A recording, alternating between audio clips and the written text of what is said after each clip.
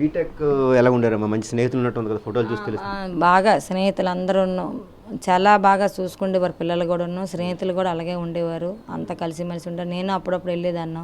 అప్పుడు నేను ఇంక ఉద్యోగం జాయిన్ అవ్వలేదు. నేను వెళ్తే నా 10 మంది పిల్లలు కూడా నా దగ్గరికి వచ్చేవారు. నా పిల్లతో పాటు అందరికీ తినిపించేదాన్ని. అందరూ ఆంటీ వచ్చిందని నా చుట్టూ కూర్చుండేవారు. అందరికీ కలిసిపోయి ఒకే ప్లేట్లు వేసి అందరికి అన్నం పెట్టేదాన్ని. ఆ అందరు కూడా ఇప్పుడు కూడా ఆ విశ్వాసం ఉన్నది ఆ పిల్లలకి అందరికీ ఉన్నాయి. అందరూ చాలా కలిసిమెలిసి నేను వచ్చారు కదా అక్కడికి, ముగ్గురు పిల్లలు వచ్చారు. ఇంక ఉన్న పెళ్ళిళ్ళు అయిపోయి అక్కడెక్కడో ఉన్నారు. పిల్లలందరూ కూడాను చాలా బాధపడ్డారు.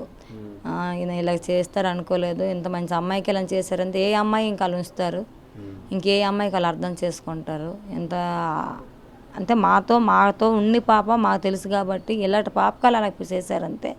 ఇంకా వాళ్ళ దగ్గర ఏ అమ్మాయి కూడా బతకలేదు, ఇంకా బతకనని కూడా వాళ్ళు ఉంచరు. ఆడబొట్లు మా అత్తోరిల్లు. అమ్మ, మీకుండి ఒకే ఒక పాప కదా, మీ ఇంటికి వచ్చినట్టు నీ కూతురు నీతో ఎలా ఉండేది? స్కూల్ నుంచి కానీ ఎక్కడి నుంచి వచ్చేటప్పుడు మీ ఇద్దరు ఒకేసారి ఎలా? పగలల్లో స్కూల్లో ఉంటే ఇంటికి వచ్చేటప్పుడు ఎఫెక్షన్ వేరే ఉంటుంది కదా.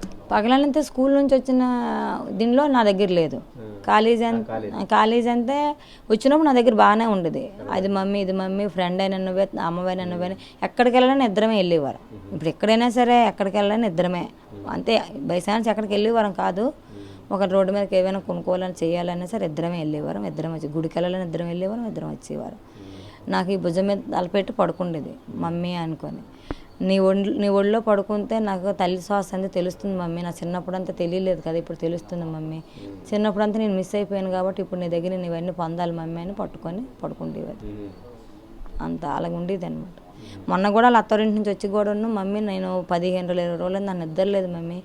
ఇప్పుడు నేను ఈరోజు ఎంత బాగా పడుకున్నాను మమ్మీ నీ దగ్గర. తల్లి శ్వాస అంత ఇదేను మమ్మీ, తల్లి ప్రేమ అంత ఇదేను మమ్మీ అని పట్టుకొని అలా పడుకొని తెల్లారి నేను లేపిన వరకు లెగలేదు.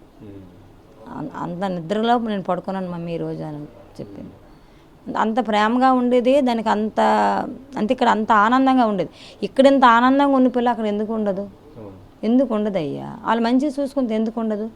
వాళ్ళు ఈ పిల్ల మనసు అర్థం చేసుకోలేకపోయినారు. ఎంతసేపు అంటే వాళ్ళ మనసులో వాళ్ళ పనులు వాళ్ళ స్వార్థమే చూసుకున్నారు. కానీ ఒక ఇంటి నుంచి అమ్మాయి తెచ్చాము, ఆ అమ్మాయి మనసులో ఏమున్నది, ఆ అమ్మాయి మనసులో ఏముంది, ఆ అమ్మాయికి ఎలా మనం చూసుకుంటే ఆ అమ్మాయి మన దగ్గర ఆనందంగా ఉండగలదు, మనలో కలగలదు, మనలో ఉండగలదు అని వాళ్ళు పట్టించుకోలేదు. వాళ్ళు ఎంతసేపు ఇలా ఏదించుదమా అంటే మెయిన్ కారణము అలా బావ పెట్టింది, టార్చ్ బయట పెట్టిందని అందరూ ఒక టైప్ అయ్యి టార్చ్ల కింద పెట్టారు.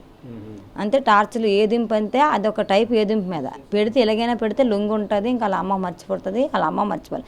మీ అమ్మగారు ఇంటికి వెళ్ళకు, మీ అమ్మతో మాట్లాడకు, మీ అమ్మ ఫోన్ చేయకనివ్వరట. మీ అమ్మతో ఏం పని లేదండి, చెప్పకూడదు. నువ్వు ఇంట్లో ఏది మీ అమ్మ చెప్పకూడదు. ఇక మాకు ఈ 4 గోడల మధ్యన ఏం జరిగినా మాలో మాకే ఉండాలి. కానీ మీ అమ్మ అంతే మన 10 మందిలోనే అంతే ఏరకోళ్ళు, ఆడబొట్లు, అత్త, మామ, మొగుడు, ఈవిడ వీళ్ళలోనే ఉండాలి. కానీ బయట మీ అమ్మ చెప్పకూడదు. కానీ కాలేజ్ చదువుకున్న ఆటల్లో కానీ ఏమైనా ఆడుతుండేదా శ్వేత ఎప్పుడైనా స్పోర్ట్స్? ఆ సంగతి నాకు తెలియదండి. మరి ఆ సంగతిలో అయితే నేను అంత గమనించేదాన్ని కాదు. ఎందుకంటే నాకు మా అత్తవారి తరపు నుంచి మా ఆయన చనిపోయిన వాళ్ళతో పోరాడాను. ఇప్పుడు వీళ్ళు అత్తవారితో ఎలాగ ఇప్పుడు పోరాడవలసి వచ్చిందో నాకు మా అత్తవారితో కూడా అలాగే పోరాడవలసి వచ్చింది. వాళ్ళు చాలా ఇబ్బందులు పెట్టారు. మా ఆయన చనిపోయిన తర్వాత నేను 25 లక్షల రూపాయలు లాస్ అయిపోయాను. ఇంట్లో సామాన్లన్నా వాళ్ళ నాన్నమ్మ సిద్ధగొట్టి అమ్మేసింది. వాళ్ళ మేనత్తి పిల్ల పెట్టుకొని టార్చర్లు పెట్టింది. ఆ ఉద్యోగం పిల్ల పైన రాశాను, ఆ పిల్లకి పంపించక ఈ ఉద్యోగం అంటే నాకు ఇది కాక అంతలో నాకు యాక్సిడెంట్ అవ్వడం, నేను అక్కడ చాలా నరకం అనుభవించాను. అక్కడ కూడా ఇలాగే స్నేహితులు అంటే నాకు ఇంట్లో పెద్ద సపోర్ట్ లేకపోయినా అక్కడ కూడా స్నేహితులు బాగా హెల్ప్ చేస్తారు. అక్కడ మా అత్తవారు ఊరి దగ్గర కూడాను, ఇక్కడ కూడాను నాకు ఇప్పుడు కూడాను నా అన్నోళ్ళు ఎవరు లేరు ఇక్కడ నాన్న తమ్ముడు ప్రస్తుతానికి ఉన్నారు. కానీ ఇక్కడ ఎక్కువ హెల్ప్ చేసేది బయట వాళ్ళు. ఇక్కడ ఒక మీకు ఇంకో పాప దత్తత ఇచ్చా అన్నారు కదా, ఇప్పుడు ఆ పాప వచ్చిందా? రాలేదు, తెలియదు. మరి ఆ పాప మాతో మాట్లాడినాక చేస్తుంది మా ఆడబట్టి. మరి ఆ పాప తెలిసి ఇంతమంది లోకమాల్లో తెలిసింది, మరి ఆ పాపకి తెలిసి ఉంటుంది. ఇంకా నా పాప రాలేదు. నా చెల్లికి ఇంత అన్యాయం జరిగిందని ఆ పిల్లకి ఉండాలి, ఆ పిల్లకి లేదు. ఆ పిల్లకి ఆ మేనత్త ఏది చెప్తే అదే.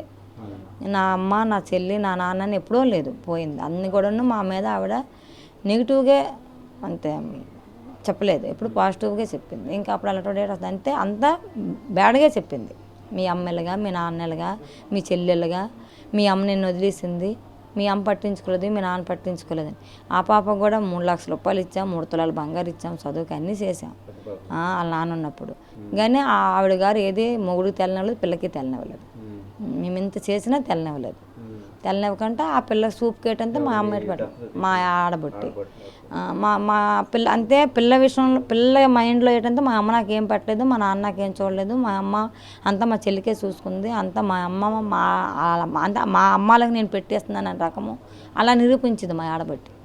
ఇప్పుడు ఎలాగా ఇప్పుడు శ్వేత లేదు, మీరు ఒక్కరే ఉన్నారు, మీరు మీ పెద్ద పాప మీరు మీ ఇంటికి వచ్చే పరిస్థితి లేదు, ఇప్పుడు ఈ ఒంటరి జీవితం మరి ఎలాగా ఏంటి పరిస్థితి? మరి ఒంటరి జీవితం ఏంటి పరిస్థితి అంటే ఇంక నాలే నా పిల్ల తెచ్చేవాళ్ళు, నా పిల్లకి నోట్లో పెట్టుకున్నారు, ఇంక నేనేం చేయగలను, ఇంక వాళ్ళే నా పిల్ల తెచ్చిస్తే ఇంక నా ఒంటరి జీవితం పోతుంది. నా పిల్ల నా దగ్గర నుంచి తీసుకెళ్ళిపోయినారు పెళ్లి మూలన్న, అలాగా సాగుతో భూమిలో కల్పిస్తారు. మారు నాకు గుమ్మం ఎక్కనివ్వలేదు, నాకు గుమ్మం కూడా ఎక్కనివ్వలేదు అనమాట. కనీసం తల్లికాడికి వెళ్ళి కడుపుతో ఉన్నది ఏం కోరుకున్నదో ఏం తింటుందని కూడా లేకుండా చేస్తారు. ఇంకేం చెప్తాం. ఇక్కడ నుంచి ఎలాగమ్మా మీ లైఫ్? ఇంకా జాబ్ ఉంది, మీరు ఒక్కరే, ఈ మరి మీ కష్టం వచ్చినా మీ పాపే మీ కష్టం, లేదా మీ పాప కష్టం వస్తే మీరు చూసేవారు, మీకు కష్టం వస్తే మీ పాప చూసేది. ఇప్పుడు తర్వాత మీ భవిష్యత్తు ఏంటి? నా భవిష్యత్తు ఏందో నా భగవంతుడే అని ఉన్నాడు, మరి ఏం చేస్తాను. ఇంకా దిక్కులేనో దేవుడే దిక్కు, ఇంకా అంత మించి ఇంక నేనేం మాట్లాడలేనో నా మాటలు కూడా రావడం లేదు. ఇంకా ఆ భగవంతుడే సాయం, నాకు ఆ దేవుడే అన్నింటికి నడిపించాలి అంతే. మొత్తం మీద చూస్తే శ్వేత తల్లి రమాదేవి పరిస్థితి అయితే చాలా దయనీయం అని చెప్పాలి. ఇద్దరు కూతుర్లు, పెద్ద కూతుర్ని తన బంధువులకి ఆవిడ దత్తత ఇచ్చింది. కానీ దత్తత ఇచ్చిన బంధువులు కూడా పెద్ద పాప తాలూకా అంటే ఆడపడుచుకి దత్తత ఇచ్చిన పిల్లలు లేరంటే వాళ్ళు కూడా తిరిగి అదే చిన్నమ్మాయి శ్వేత చనిపోయినా సరే అక్క ఈ రోజు వరకు కూడా చూడటానికి రాలేదు. మరోవైపు మొదటి నుంచి కూడా వీళ్ళు కష్టాలతోనే బతికారు. భర్తగా ఆరోగ్యం బాగుపడు, పిల్లలు కూడా తన తండ్రి తన అమ్మలు అంటే కోటబొమ్మల్లో చదివించారు. ఇంటర్మీడియట్ నుంచి వైజాగ్లో నేను చదివించాను. చదువుల్లో కూడా శ్వేత చాలా చలాగ్గా ఉండేది. చదివిన ప్రతిసారి కూడా క్లాస్ ఫస్ట్ వచ్చేది. క్లాస్ ఫస్ట్ వచ్చిన తర్వాత ఇంటికి వచ్చి చెప్పేది, ఆనందంగా ఉండేది. స్నేహితులతో పాటు బంధుమిత్రులతో పాటు చాలా సరదాగా ఉండేది. ఇంటర్మీడియట్లో హయ్యెస్ట్ మార్క్స్ వచ్చే నారాయణ కాలేజీలో హయ్యెస్ట్ మార్క్స్ వచ్చిన తర్వాత బీటెక్ నాగార్జున యూనివర్సిటీలో బీటెక్ సివిల్ ఇంజనీరింగ్ వచ్చింది. అక్కడ కూడా ఫ్రీ సీట్ వచ్చి 4 ఏళ్ళు బీటెక్ పూర్తి చేసిన తర్వాత సివిల్ అంతా పూర్తి చేసింది. ఐఏఎస్ చేయాలి ఎప్పటికైనా సరే, ఖచ్చితంగా నా గోల్ అంటే కూడా మొదటి నుంచి ఐఏఎస్ ప్రిపేర్ అవుతూ వచ్చింది. పెళ్ళొద్దు నేను చేసుకుని అని చెప్తే ఎవరైతే ఈరోజు గంట్యాడలర్ మణికంఠ ఉన్నారో వాళ్ళ బంధుమిత్రులంతా కలిపి ఒత్తిడి చేస్తే ఒత్తిడి మూలన ఆ పాపకి పెళ్లి చేయాల్సి వచ్చింది. కానీ శ్వేతకి ఎట్టి పరిస్థితుల్లో కూడా పెళ్లి ఇష్టం లేదు. చదవాలి, సివిల్స్ ప్రిపేర్ అవ్వాలి, ఐఏఎస్ కొట్టాలి, ఐఏఎస్ కొట్టి నా గోల్ అదే, ఐఏఎస్ కొట్టాలనే తప్పంతో ఉండేది. ఈ విధంగా అనుకోకుండా పెళ్లి జరిగింది. పెళ్లి జరిగిన తర్వాత వాళ్ళు కూడా అత్తమామలు కూడా బాగానే చూసుకుంటూ ఉన్నారు. కానీ పెళ్లి తర్వాత మొత్తం పరిస్థితి అంతా మారిపోయింది. శ్వేతాన్ని ఇబ్బంది పెట్టడం, మెయిన్ ఆడపడుచు భర్త సత్యం లైంగికంగా వేధించడం, అక్కడి నుంచి ఇంకా అలాగే అడిగావని చెప్పి తిరిగి మమ్మల్ని ఇబ్బంది పెడుతూ కూడా శ్వేతాన్ని నరకేతను చూపించారు. ఈ విధంగా శ్వేత చదువుకోలేక మరైపు అత్తమామలు సపోర్ట్ లేక తండ్రి దగ్గరికి కూడా తన దగ్గరికి రమాదేవి దగ్గరికి కూడా శ్వేతాన్ని పంపించకపోవడం వల్ల కూడా ఈ అన్ని విషయాలు మనసులో పెట్టుకొని ఇంటి దగ్గర చెప్తే మా అమ్మాయి అక్కడ ఇబ్బంది పడుతుందని చెప్పి కావాలనే ఆత్మహత్యకి చేసుకుంది. ఈ విధంగా ఆత్మహత్యకి వాళ్ళు ప్రేరేపించారంటూ కూడా రమాదేవి ఆవేదన చేస్తుంది. ఇటువంటి పరిస్థితి శ్వేతకి, రమాదేవి తల్లిగా మరైపు శ్వేత కూతురుగా ఇటువంటి పరిస్థితి కూడా ఏ పిల్లలకి రాకూడదు. నేను ఇప్పుడు ఒంటరిదాన్ని అయిపోయాను. నా పెద్ద కూతుర్ని కూడా మా ఆడపడుచు రానివ్వట్లేదు. వాళ్ళు కూడా ఈవేళ నా మీద మరత విరక్తి చేయించారు. మరోవైపు నా ఉన్న కూతురు కూడా లేదు, ఎవరు లేకుంటే ఈరోజు నేను ఒంటరిగానే ఉన్నాను. ఇటువంటి దయనీయమైన పరిస్థితి కూడా ఏ తల్లికి రాకూడదు అంటూ కూడా రమాదేవి కన్నీరు మున్నీరు అవుతున్నారు. వీడియో జర్నలిస్ట్ అజయ్తో రాము, RTV న్యూస్, విశాఖపట్నం.